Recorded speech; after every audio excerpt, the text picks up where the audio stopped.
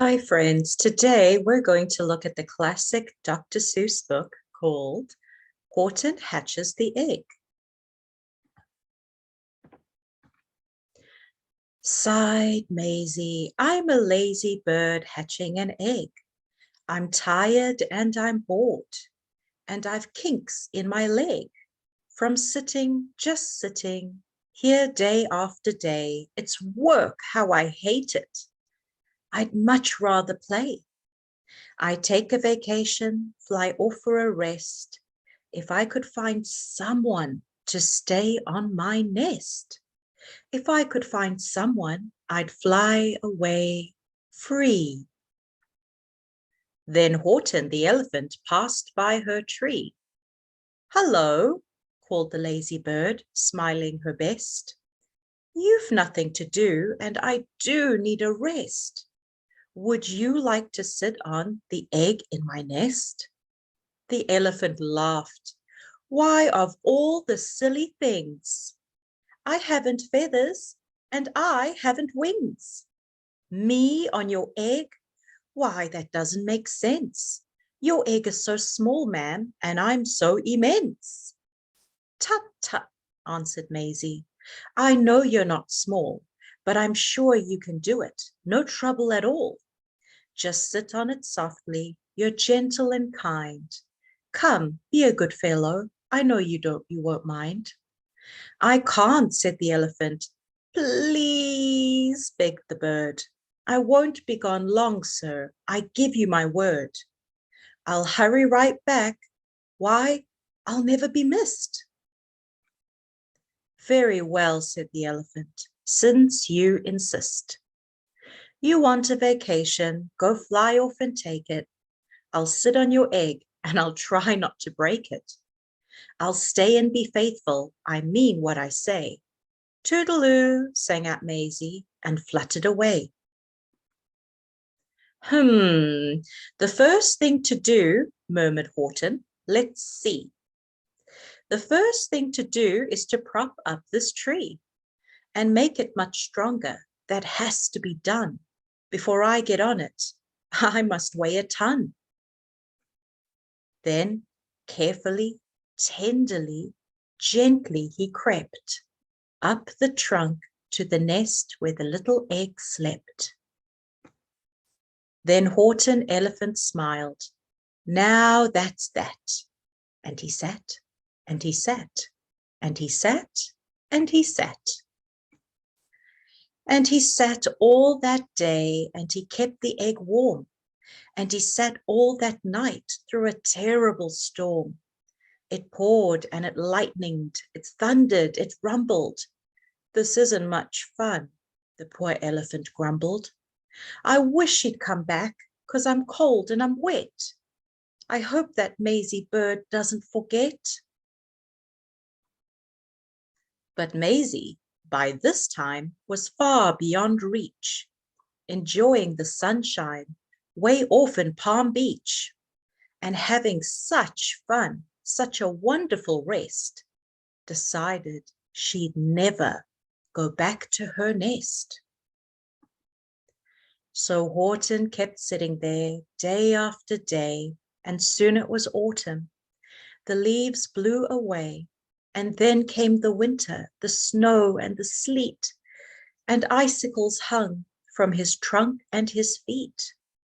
But Horton kept sitting and said with a sneeze, I'll stay on this egg and I won't let it freeze. I meant what I said, and I said what I meant. An elephant's faithful 100%. So poor Horton sat there the whole winter through, and then came the springtime with troubles anew. His friends gathered round and they shouted with glee, Look, Horton the elephant's up in a tree. They taunted, they teased him, they yelled, how absurd. Old Horton the elephant thinks he's a bird. They laughed and they laughed, then they all ran away. And Horton was lonely. He wanted to play.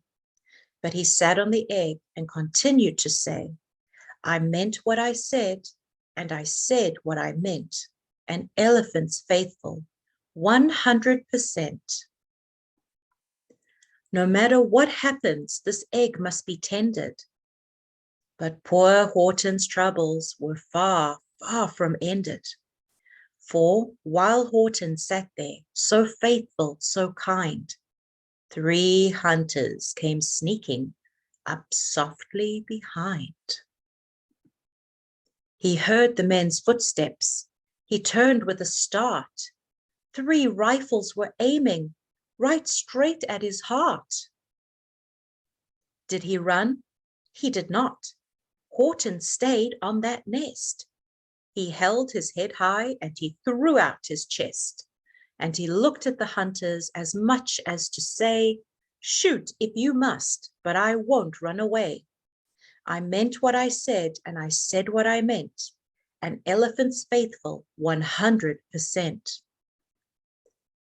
But the men didn't shoot, much to Horton's surprise. They dropped their 3 guns and they stared with wide eyes. Look, they all shouted, can such a thing be? An elephant sitting on top of a tree. It's strange, it's amazing. It's wonderful, new. Don't shoot him. We'll catch him. That's just what we'll do. Let's take him alive. Why, he's terribly funny. We'll sell him back home to a circus for money.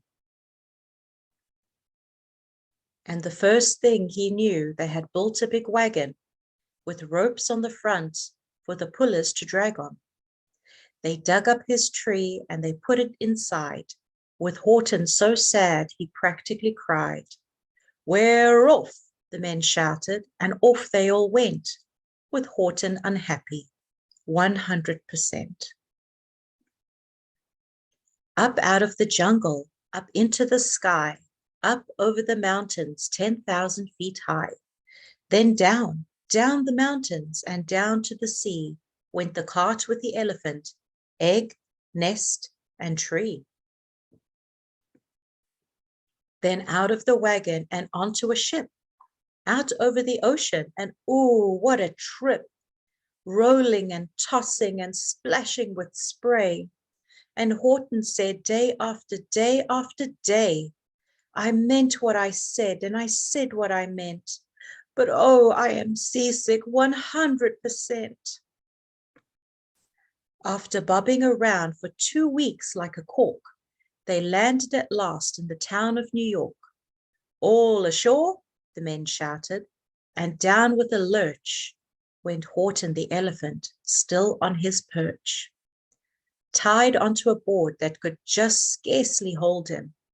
Bump, Horton landed, and then the men sold him. Sold to a circus, then week after week, they showed him to people at 10 cents a peek. They took him to Boston, to Kalamazoo, Chicago, Weehawken, and Washington too, to Dayton, Ohio, St. Paul, Minnesota, to Wichita, Kansas, to Drake, North Dakota. And everywhere thousands of folks flocked to see and laugh at the elephant up in a tree. Poor Horton grew sadder the farther he went. But he said as he sat in the hot, noisy tent, I meant what I said, and I said what I meant. An elephant's faithful, 100%.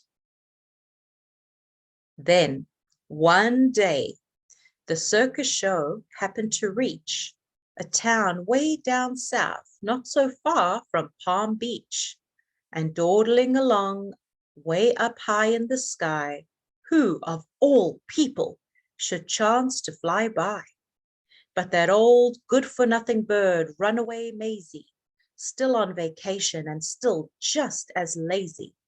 And spying the flags in the tents just below, she sang out, "What fun! Why, I'll go to the show." And she swooped from the clouds through an open tent door. "Good gracious," gasped Maisie, "I've seen you before." Poor Horton looked up with his face white as chalk. He started to speak, but before he could talk, there rang out the noisiest ear-splitting squeaks from the egg that he'd sat on for 51 weeks. A thumping, a bumping, a wild alive scratching. "My egg!" shouted Horton. "My egg, why it's hatching." "But it's mine," screamed the bird when she heard the egg crack. The work was all done, now she wanted it back. "It's my egg," she sputtered. "You stole it from me. Get off my nest and get out of my tree." Poor Horton backed down with a sad, heavy heart. But at that very instant, the egg burst apart, and out of the pieces of red and white shell, from the egg that he'd sat on so long and so well, Horton the elephant saw something whiz. It had ears and a tail and a trunk just like his. And the people came shouting, "What's all this about?" They looked and they stared with their eyes popping out. Then they cheered and they cheered and they cheered some more. More and more. They'd never seen anything like it before. "My goodness, my gracious," they shouted, "my word. It's something brand new. It's an elephant bird. And it should be like that." Because Horton was faithful, he sat and he sat. He meant what he said, and he said what he meant. And they sent him home happy, 100%.